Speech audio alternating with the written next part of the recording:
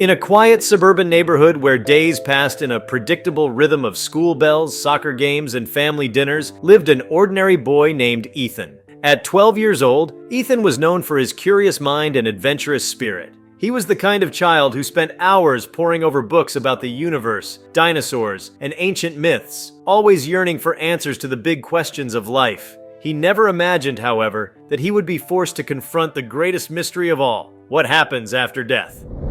Before we start, hit the like and subscribe buttons for more exclusive news.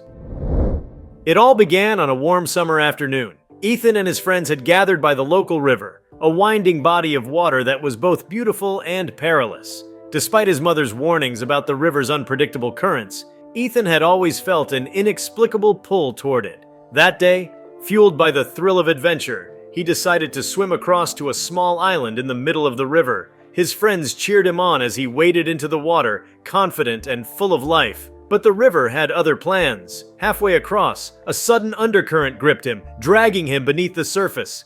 He struggled, kicking and flailing, but the water was unrelenting. His lungs burned as he fought for air, and in those frantic moments, he realized the gravity of his mistake. Darkness closed in around him, and the last thing he heard was the muffled sound of his friends screaming his name. When Ethan awoke, it wasn't to the familiar warmth of the sun or the worried faces of his friends. Instead, he found himself in a strange, desolate landscape.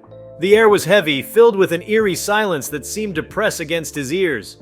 The ground beneath him was cold and barren, stretching endlessly in all directions. Shadows flickered at the edges of his vision, their forms shifting and writhing like living smoke. He realized with a jolt that he was no longer in the world he knew. At first, Ethan thought he was dreaming. He pinched his arm, slapped his face, even shouted into the emptiness. But nothing changed.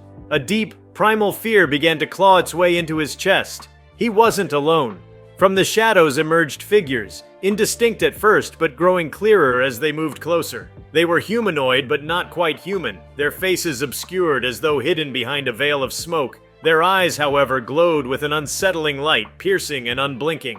"Where am I?" Ethan managed to whisper, his voice trembling. "You are where all truths converge," one of the figures replied, its voice echoing as if spoken from a great distance. The words sent a chill down his spine. He wanted to run, but his feet felt rooted to the ground. The figures circled him, their movements slow and deliberate. One of them raised a hand, and the barren landscape around him transformed. Ethan found himself standing in what looked like a vast library, its shelves stretching infinitely upward and outward. Each shelf was filled with books, their spines glowing faintly. He could hear whispers emanating from them, soft and haunting, like the murmurs of countless voices. "These are the stories of all who have lived," the figure explained. "Every thought, every action, every secret. Nothing is ever lost." Ethan reached for one of the books, his fingers trembling as they brushed against its cover. The whispers grew louder, resolving into a clear voice, his own. The book opened, and he saw scenes from his life playing out on the pages. His first steps, his laughter with friends, even moments he had long forgotten, like the time he had stolen a cookie from the jar and lied about it to his mother. The book revealed not just his actions, but his thoughts and intentions, laid bare for all to see. Overwhelmed, Ethan stepped back, but the figure gestured for him to continue. "You must understand," it said, "that life does not end with death. It is merely a transition, a passage into a realm where truth cannot be hidden." As if on cue, the scene changed again.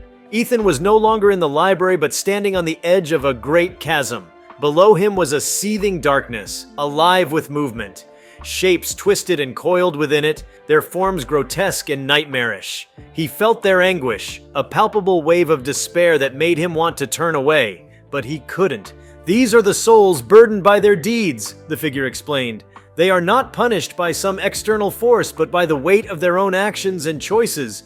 Their truths, denied in life, now consume them." Ethan's heart pounded as he watched. He thought of the times he had been unkind, the times he had let fear or selfishness guide him. Were these shadows what awaited him? He tried to ask the figure, but his voice caught in his throat. Suddenly, the chasm disappeared, and Ethan found himself surrounded by light, warm, radiant, and all-encompassing. It wasn't like the harsh glare of the sun, but a soothing glow that seemed to emanate from everywhere and nowhere at once. In the light, he felt a profound sense of peace, as though he were being embraced by something infinitely loving and compassionate. From the light emerged other figures, their forms glowing and serene. They radiated a sense of wisdom and understanding that made Ethan feel small, yet cherished. One of them stepped forward and placed a hand on his shoulder. In that touch, Ethan felt a flood of emotions, joy, sorrow, hope, regret, all blending into a profound sense of unity. "You have been given a glimpse," the figure said, its voice gentle yet powerful. "But your journey is not over. You must return." Before Ethan could protest, he was pulled back, the light fading as the barren landscape returned. He felt himself falling, faster and faster, until he was engulfed in darkness once more. When Ethan opened his eyes, he was lying on the riverbank. His friends gathered around him. Their faces were pale with worry, and one of them was shouting for help. He coughed, water spilling from his mouth, and gasped for air. The world felt sharp and vivid, every sound and sensation amplified. He was alive. The days that followed were a blur of hospital visits and concerned conversations. Everyone called it a miracle, saying he was lucky to have survived. But Ethan knew better. He hadn't just survived. He had returned from a place beyond comprehension. He tried to explain what he had seen, but the words felt inadequate, and most people dismissed his story as the product of a near-death hallucination. But Ethan couldn't forget. The images of the shadowy figures, the infinite library, the chasm, and the light haunted his dreams and lingered in his waking thoughts. He began to see the world differently, noticing the small acts of kindness and cruelty that people often overlooked. He became more mindful of his own actions, aware of the weight they carried. One day, he confided in his grandmother, the only person who seemed willing to listen without judgment. She nodded thoughtfully as he spoke, her eyes filled with a mixture of wonder and sorrow. "What you saw," she said, "is a truth few are ever allowed to glimpse. It's a gift, but also a burden. The question is, what will you do with it?" Ethan didn't have an answer then, but as the years passed, he began to understand. He dedicated his life to helping others, driven by the memory of the chasm and the light. He volunteered at shelters, stood up for those who couldn't defend themselves, and tried to spread kindness wherever he went. He wasn't perfect. He made mistakes, just like anyone, but he always strove to do better. The experience had changed him, not just in how he lived, but in how he viewed life and death. He no longer feared the unknown, for he had seen that death was not an end, but a transition. And though the truths he had witnessed were often terrifying, they were also a reminder of the potential for redemption and growth. Ethan's story became a quiet legend among those who knew him. He never sought fame or recognition, content to live a life of purpose and meaning. But in the quiet moments when the world seemed to pause, he would close his eyes and remember the light, the warmth, and the voice that had sent him back. "You must return," it had said. And he had, not just to live, but to make every moment count. Ethan's return to life wasn't just a miracle to those around him, it was a seismic shift in his understanding of existence. As the days turned to weeks, he found himself questioning the very fabric of reality. What was the true nature of the world?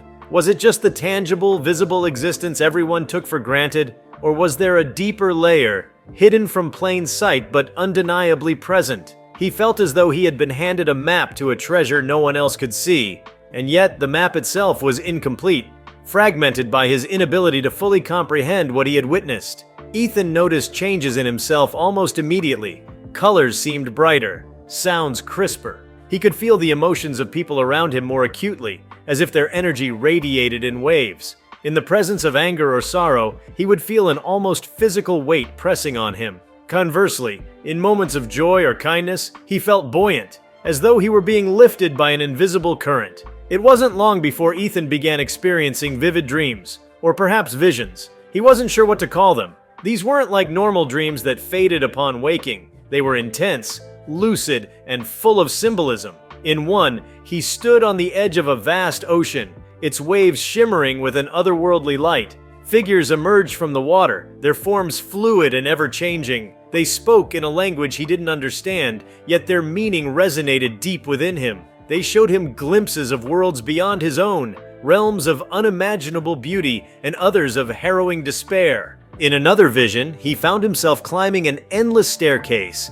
each step inscribed with intricate symbols that seemed alive with meaning. At the top of the staircase stood a door, its surface pulsating with light and shadow. He reached for the handle, but just as he was about to open it, he woke up, his heart pounding and his hands still outstretched. Ethan began to feel that these dreams were not merely the product of an overactive imagination. They felt like messages, lessons from the other side meant to guide him. But what was their purpose? What was he being prepared for? One evening, as Ethan walked home from school, he encountered a stranger sitting on a park bench. The man was old, with a long, unkempt beard and eyes that seemed to hold the weight of countless lifetimes.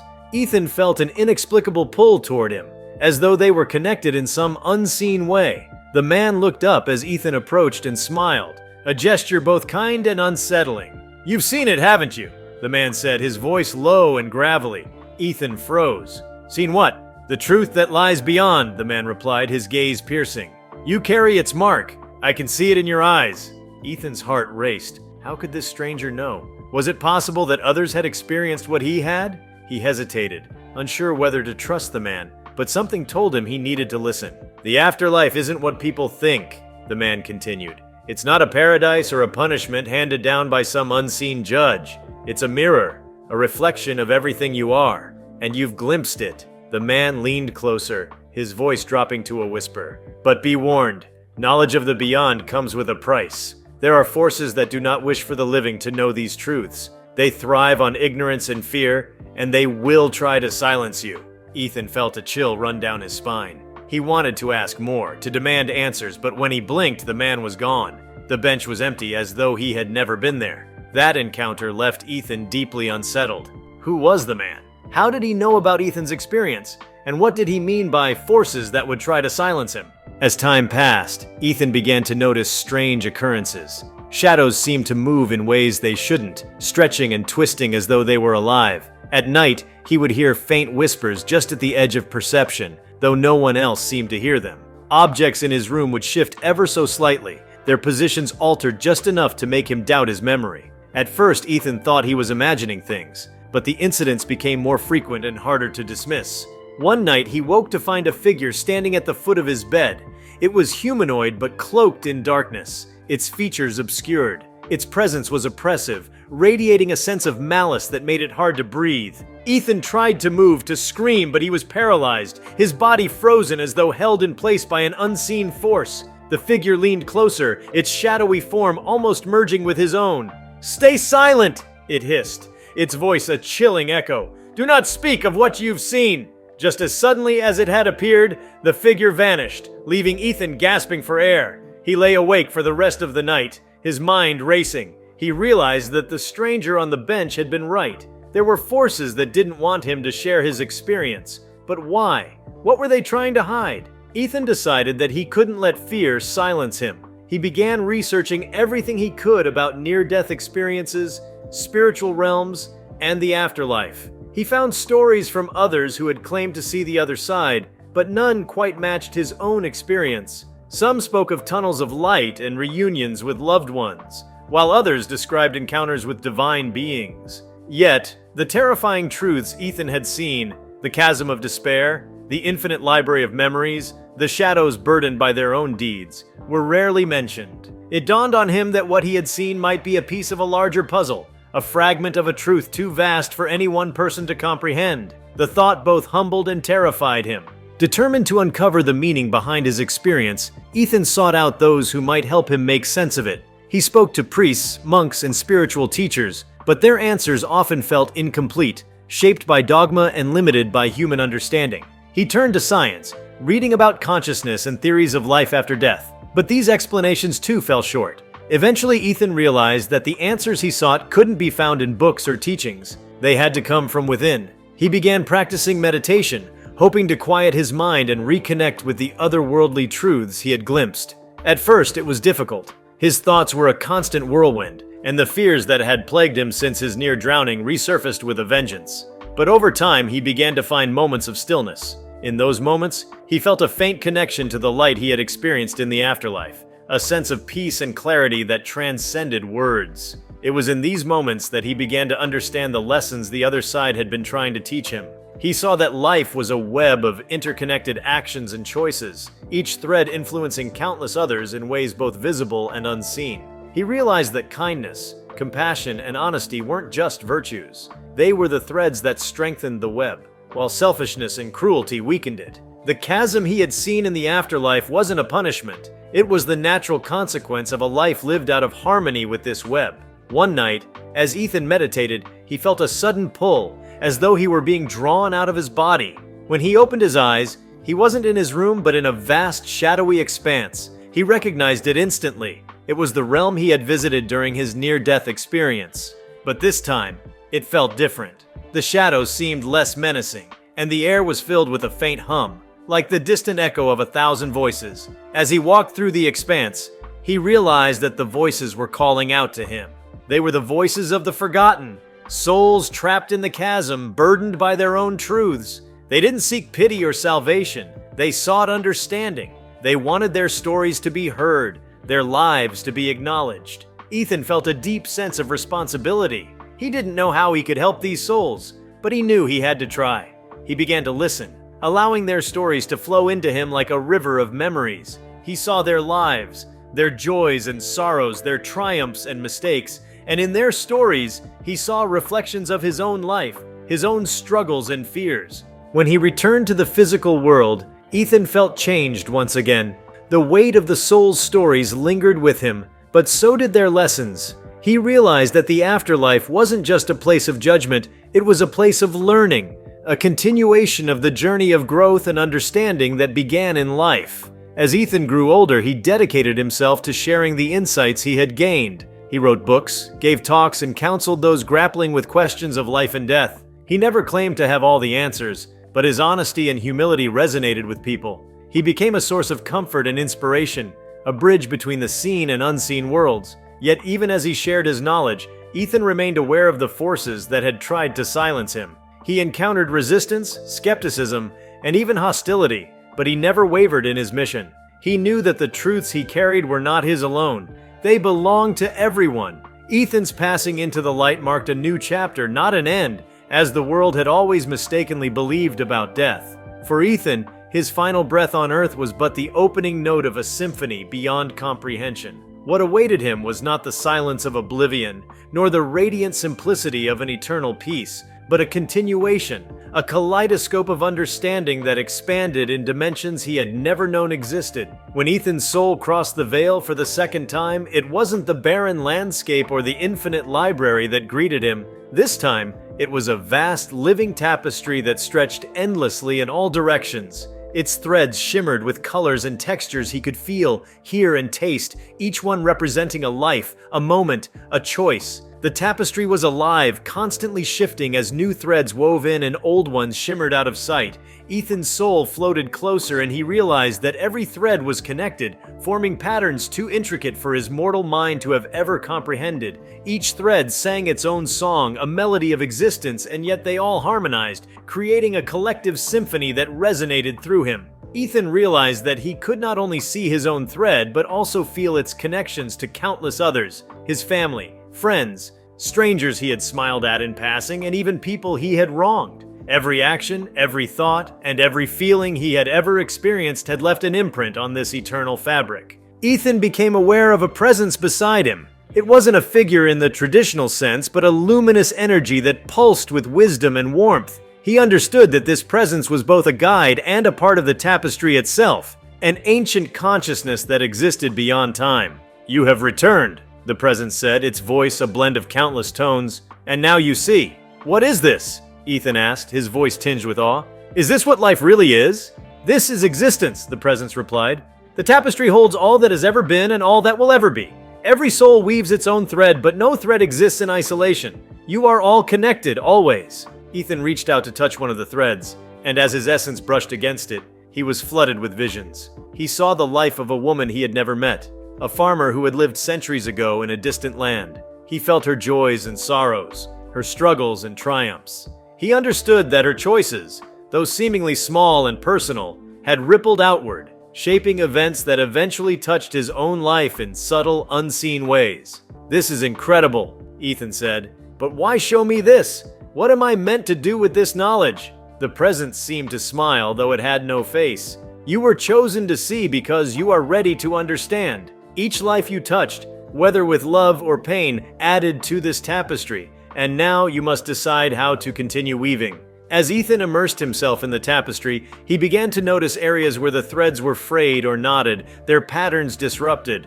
These were the echoes of lives interrupted by tragedy, choices left unresolved, and wounds that had festered across generations. He felt drawn to these damaged sections, sensing the anguish and longing they contained. The presence guided him toward one such knot, a dense tangle of threads that pulsed with sorrow. As Ethan focused on it, he was pulled into its essence, transported to the memories it held. He found himself standing in a village torn by war, its streets filled with fear and despair. He saw a young boy clutching a handmade wooden toy, his eyes wide with terror as soldiers advanced toward his home. The boy's threads shimmered with an intense, desperate light tangled with those of his family and the soldiers.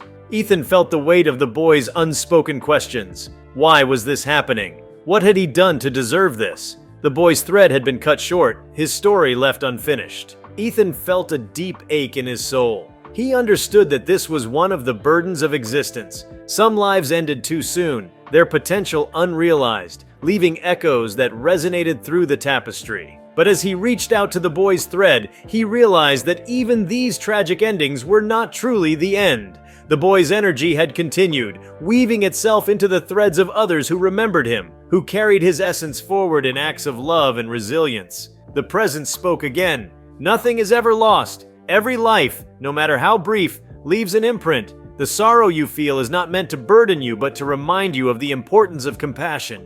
Ethan nodded, the lesson sinking deep into his being. He moved on to another knot and then another, each one revealing stories of pain and hope, loss and redemption. He realized that his role in this realm was not to judge or to fix these knots, but to bear witness to them, to honor the lives they represented. As Ethan continued his journey through the tapestry, he became aware of other presences. These were not like the luminous guide who had welcomed him, but darker, heavier beings. They moved along the edges of the tapestry, their forms shifting and indistinct. He recognized them as the forces the stranger on the bench had warned him about, the ones that thrived on ignorance and fear. They are the guardians of the veil, the luminous presence explained. They exist to maintain the balance between the seen and unseen. While their methods may seem cruel, their purpose is not malevolent. They ensure that the living are not overwhelmed by knowledge they are not ready to bear. Ethan felt a flicker of understanding. The guardians were not enemies, but gatekeepers, preventing the chaos that might arise if the truths of the tapestry were revealed too freely. Yet, he also sensed that their power could be corrupted, their influence twisted by those who sought to control or exploit the knowledge of the beyond. As he watched, one of the guardians turned toward him, its form coalescing into something almost human. It spoke in a voice that seemed to vibrate through the very fabric of the tapestry. "You tread a dangerous path, mortal," it said. "Knowledge of this realm is a burden few can bear. Return to the light, or risk unraveling the thread of your own existence." Ethan met the guardian's gaze, unflinching. "I'm not afraid. I've seen the truth and I can't turn away from it. If I'm here, it's because I'm meant to be." The guardian studied him for a long moment before retreating into the shadows. Ethan felt a surge of determination. He knew that his journey through the tapestry was far from over, and he was willing to face whatever challenges lay ahead. As Ethan ventured deeper into the tapestry, he encountered a gathering of souls unlike any he had seen before. They called themselves the Council of Echoes, a collective of ancient beings who had transcended individual identity to become stewards of the tapestry. They radiated a profound sense of wisdom, their forms shimmering with the light of countless lifetimes. The council welcomed Ethan, recognizing him as a rare traveler between realms. They explained that the tapestry was not merely a record of existence, but a living entity, constantly evolving as souls wove their stories into it. They spoke of the responsibility that came with understanding the tapestry's truths, and the need to guide others toward harmony without imposing one's own will. Ethan felt both humbled and awed by the council's words. He realized that his experiences had been preparing him for this moment, not to become a ruler or a savior, but a humble thread among many, contributing to the greater whole. One of the council members, a being whose essence shimmered with hues of gold and emerald, approached him. "You carry a unique gift," it said. "You have walked the line between life and death, seen both shadow and light. Use this gift to inspire others, to remind them that every choice matters." Ethan bowed his head, the weight of their words settling over him like a mantle. He knew that his journey was far from over. But he also knew that he was no longer alone. The tapestry, the council, and the countless souls it held were all part of him, just as he was part of them. When Ethan eventually returned to the physical world, it was with a renewed sense of purpose. He no longer feared death, nor did he view it as an end. Instead, he saw it as a continuation, a transition into a realm where every action and choice resonated far beyond its immediate impact. He began to live with a mindfulness that inspired those around him. His words carried a weight that made people pause and reflect, and his actions seemed imbued with a quiet, profound intention. He never spoke openly of the tapestry or the realms he had seen, knowing that such truths could not be forced upon others. Instead, he lived as an example, letting his life become a thread of kindness and connection in the fabric of existence. And though Ethan's mortal life eventually came to an end, his story continued to ripple through the tapestry, touching lives in ways he could never have imagined. For in the great web of existence, no thread is ever truly lost, and every soul contributes to the eternal symphony of creation. As Ethan's mortal story faded into memory, his thread in the tapestry began to shine brighter, not dimmer. It was not through grand achievements or monumental actions, but through the quiet resonance of the connections he had forged in life. Every soul he had touched, whether through a kind word, a selfless act, or even a moment of understanding, carried his essence forward, weaving it into the threads of their own existence. His legacy was not a monument, but a ripple, subtle, yet infinite. In the realm of the tapestry, Ethan's essence found a new purpose. He no longer existed as a singular identity, but as a guide, a gentle whisper in the fabric of existence, helping others to see their connections, their choices, and the beauty of their role in the grand design. He would appear in fleeting moments, a spark of insight in a dream, a sudden sense of clarity in the midst of confusion. His presence was never forceful, for the tapestry thrived on free will and the uncoerced weaving of each soul's thread. In one such instance, a young woman struggling with despair felt an inexplicable warmth, a sense of being seen and understood. It was Ethan's essence flowing through the tapestry to remind her of her inherent value. In another, a father on the brink of abandoning his family saw a vision of his daughter's thread, fragile yet luminous, and chose to stay, rekindling the bonds that held them together. Ethan had become a part of the fabric itself, an unseen force of connection and compassion. The tapestry, ever evolving, reflected the beauty and complexity of existence. It wasn't perfect. Knots of pain and frayed threads remained, but it was alive, constantly healing and growing. Ethan's journey, which had begun with the terror of drowning and the revelation of the afterlife, had transformed into something eternal. A symphony of light and shadow, of struggle and redemption, of countless souls weaving their truths into the endless design. And as the threads continued to intertwine, the tapestry whispered its unchanging truth. Every life matters, every choice resonates, and every soul, no matter how small, is a part of something vast and beautiful beyond measure. If you liked this video, please give it a like and subscribe to our channel. Also, could you leave your comments below and tell us, what are your thoughts on the boy's return from death? We want to hear from you. Thank you for watching, and see you next time.